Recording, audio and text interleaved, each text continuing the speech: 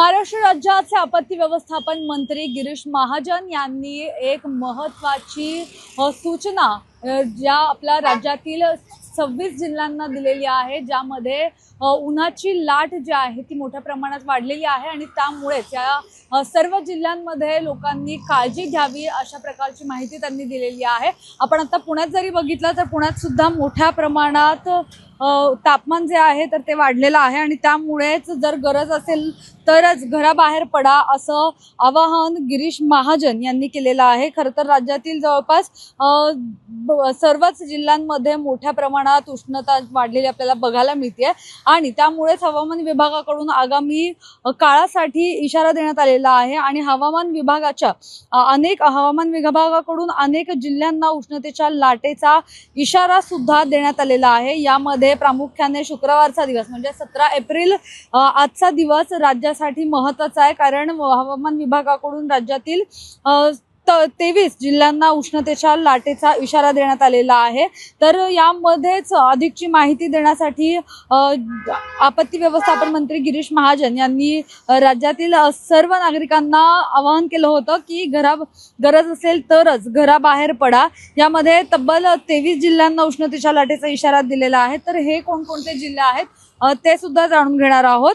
हवामान विभागाकडून 17 एप्रिलसाठी म्हणजे आजसाठी पालघर, ठाणे, मुंबई, रायगड, रत्नागिरी, धुळे, जळगाव, नाशिक, अहिल्यानगर, सातारा, सांगली, सोलापूर, छत्रपती संभाजीनगर, जालना, परभणी, बीड, हिंगोली, नांदेड, अकोला, अमरावती आणि बुलढाणा, वर्धा, यवतमाळ या जिल्ह्यांना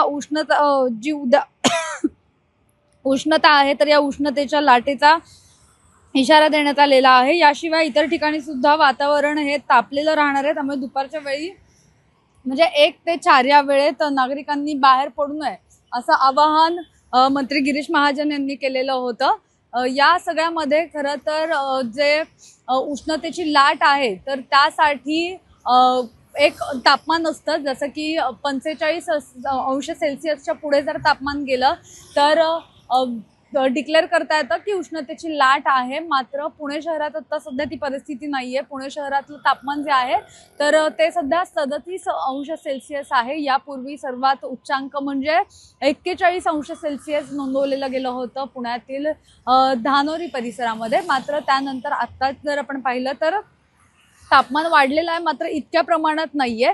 त्यामुळे उष्णतेची लाट किंवा येलो अलर्ट आपल्याला पुणे शहरासाठी नाहीये, पण तरी सुद्धा